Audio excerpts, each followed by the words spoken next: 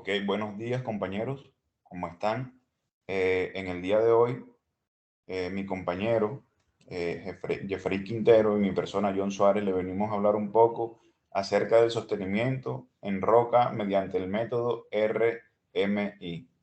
Eh, para iniciar, hablándoles un poco de este método, es muy clave mencionar que este método de sostenimiento RMI fue introducido aproximadamente en el año 1995, dando como resultado, fue el resultado de una tesis doctoral que presentó como opción de grado el doctor PhD que se llevaba a cabo en la Universidad de Oslo, en Noruega. Este método pide como datos de entrada, datos bases, los principales rasgos que son influenciadores, que influencian las propiedades del macizo rocoso, para luego ser expresado como la resistencia a la comprensión uniaxial del macizo rocoso. Como fue anteriormente a esto, a este año 1995, fue presentado por Patron y puede utilizarse en varias aplicaciones adicionales en su uso y estimación del sostenimiento, tales como la caracterización de la resistencia y deformabilidad del rocoso. También se puede utilizar en el cálculo de las constantes del criterio de rotura de Hooke y Brown, que es utilizado para macizos rocosos. También en la valoración o estimulación del grado de penetración de máquinas tuneladoras a sesiones completas. Ok, damos continuación. Ahora vamos a hablar un poco sobre el índice del macizo rocoso.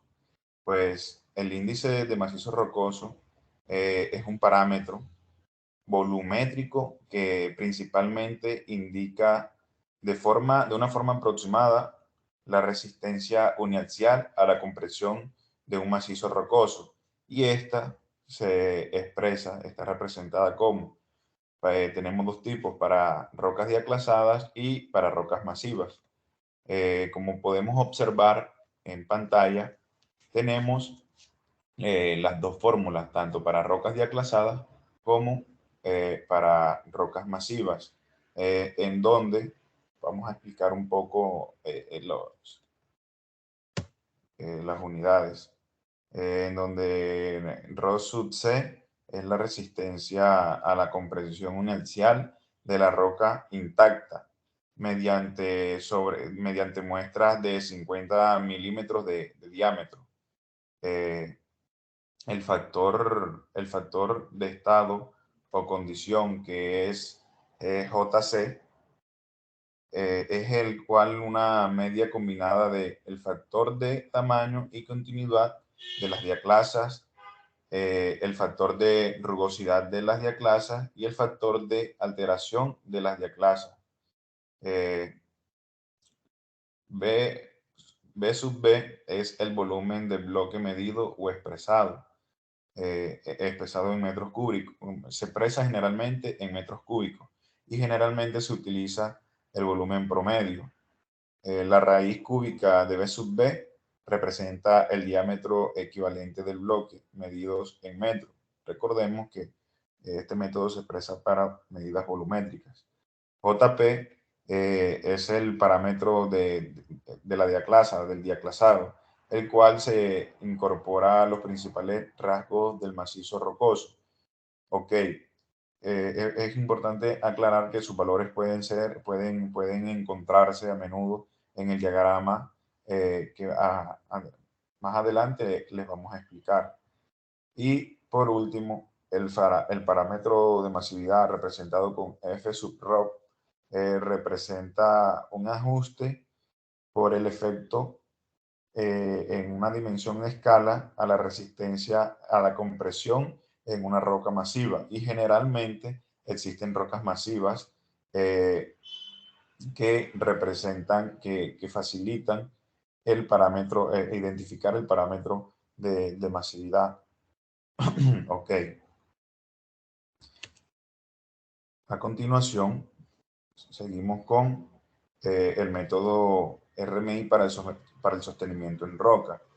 Pues el principio de este método para el sostenimiento en roca establece que el número de bloques en la periferia de una apertura subterránea determinada, en su mayor parte, si los alrededores del terreno se comportan como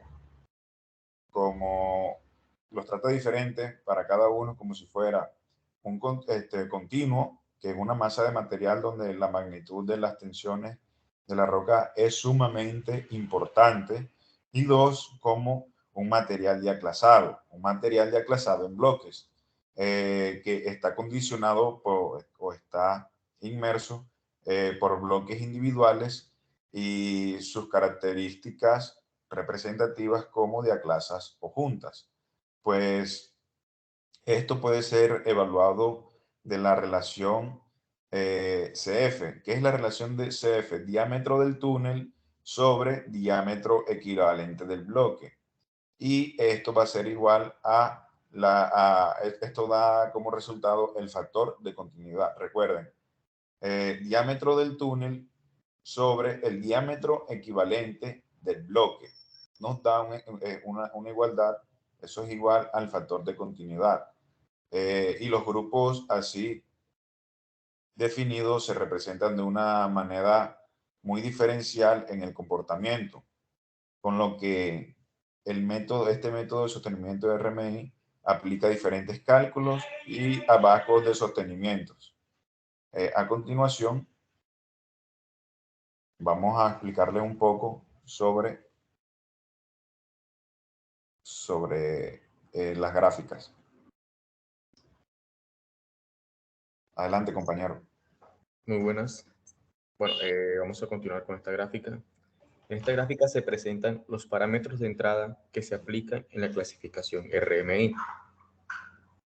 En estos parámetros de entrada vemos que se necesita primero tener una roca intacta, tener un factor de rugosidad de las juntas, tener un factor de alteración de las juntas, tener un factor de tamaño y especificamiento en el número de juntas.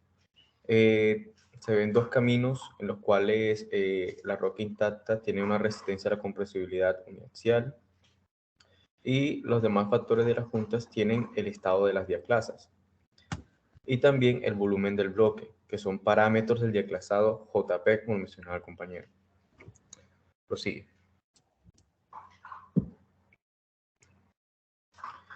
En este diagrama vemos los datos de entrada que se utilizan en este mecanismo para el sostenimiento de las rocas.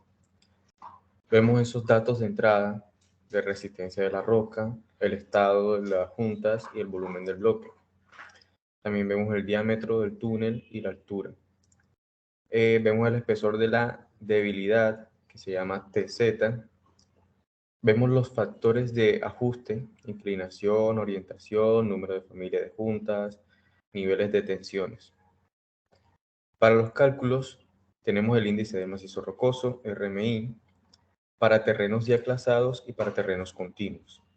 También tenemos parámetros diaclasados JP y el diámetro del bloque DB, donde se tienen los rasgos geométricos y también la calidad del terreno, así también como la competencia del terreno. Sí.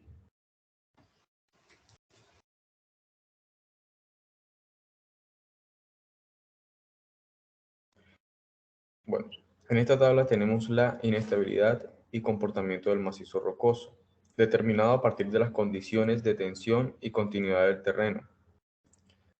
Tenemos un comportamiento inicial y tenemos un comportamiento dependiente del tiempo.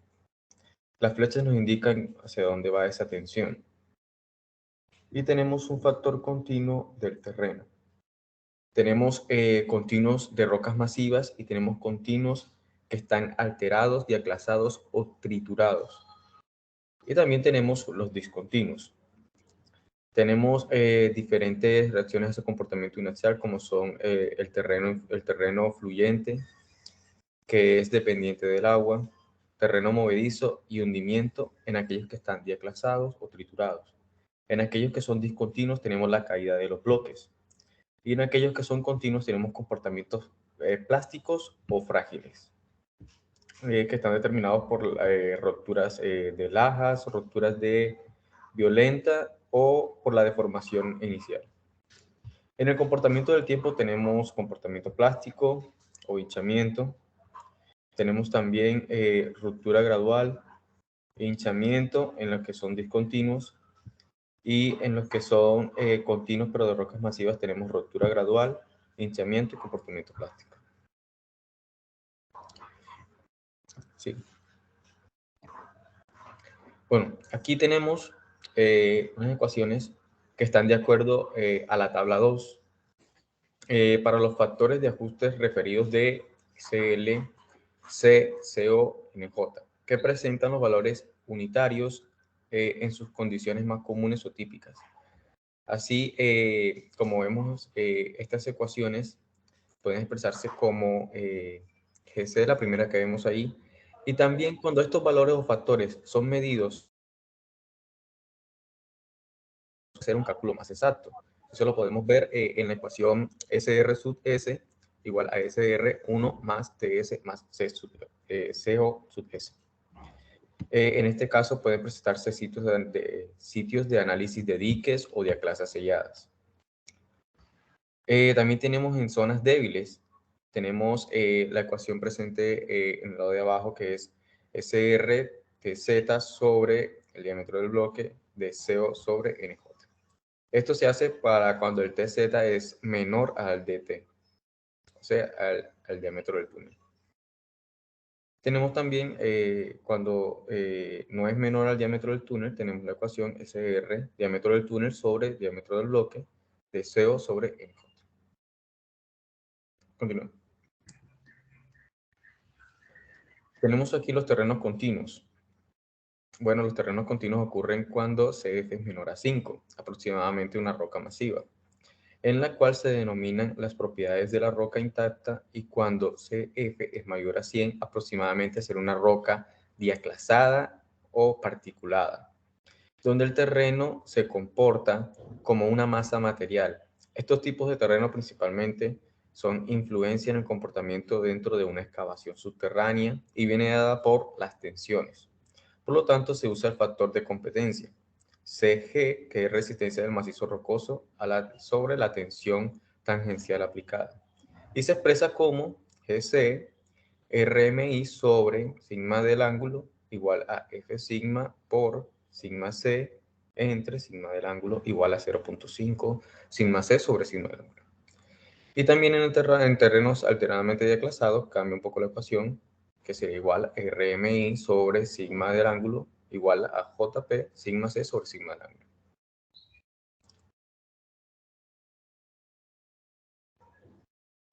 Bueno, la tabla 3, valores típicos del índice del macizo rocoso.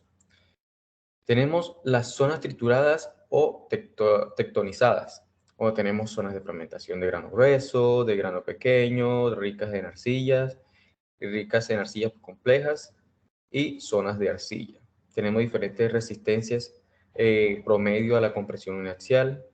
Tenemos el factor promedio del estado de las juntas, el tamaño del bloque, volumen y diámetro, y tenemos el valor típico aproximado. Son los datos que se obtienen en ese tipo de zonas trituradas de la roca. En esta también podemos, para las zonas que contengan principalmente arcilla, más que todo también, va a ser BD igual a 1 centímetro cúbico. Paso. Bueno, los abanicos de sostenimiento, abacos de sostenimiento, ¿verdad? Indican la cantidad y tipos de sostenimiento totales estimados. Ellos están basados en las experiencias de varios túneles y otras excavaciones subterráneas, realizadas mediante la perforación y la voladura de excavadina. En la figura 6 se muestra cuando deben utilizarse estos abacos, lo presentaré más adelante. Como puede verse en la sección A5 del apéndice, realizar un cálculo de RMI de los parámetros utilizados en el abaco del sostenimiento puede ser rápido y fácil haciendo uso de las hojas de cálculos de informática. Prosigue. Entonces, aquí les muestro esa sección del factor de condición de los abacos. En la parte de arriba se encuentra un abaco superior y abaco inferior, donde esos datos están dados,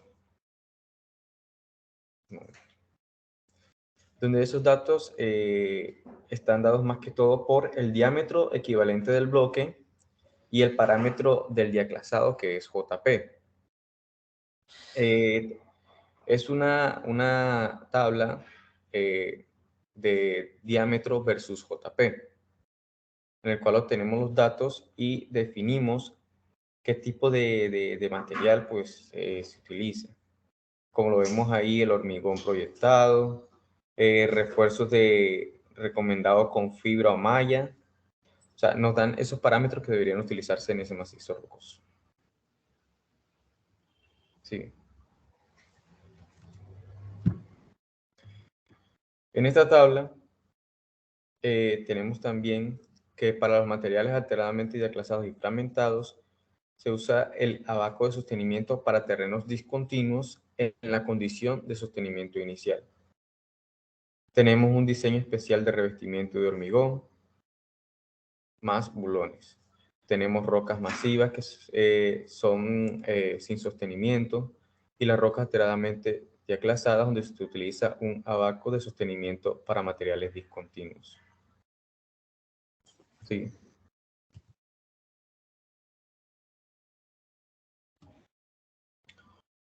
Bueno, en este tenemos un factor de competencia, en el cual también vemos lo que se veía anteriormente, el comportamiento inicial, el comportamiento en el tiempo. En este caso, para esas distintas rocas, tenemos terrenos competentes y terrenos incompetentes. Sería si CG es mayor a 1 o si es menor a 1. Tenemos el nivel de tensiones bajos, nivel de tensiones altos. También tenemos la roca competente y roca incompetente en masivas y en las que están diaclasadas. De igual forma, tenemos con respecto al tiempo, tenemos las tensiones y tenemos también esos terrenos competentes e incompetentes. Pero se recomienda evaluar especialmente de sostenimiento de rocas. Sí.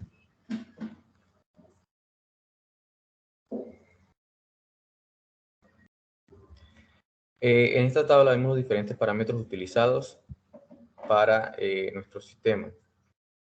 Tenemos para rocas, resistencia a la roca, para diaclasamiento, grado de diaclasamiento, fallas, tipo de junta, revestimiento de juntas, tamaño, apertura, orientación de juntas. Tenemos para agua, aguas subterráneas, para tensiones en la roca y para dimensiones en el túnel.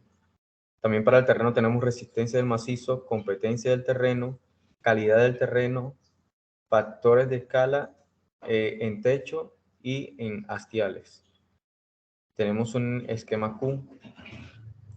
Tenemos una aplicación que se divide en eso, en el esquema Q, en el método de sostenimiento y un método de sistema RMR, que va ligado a nuestro sistema de RMI. Pues sí.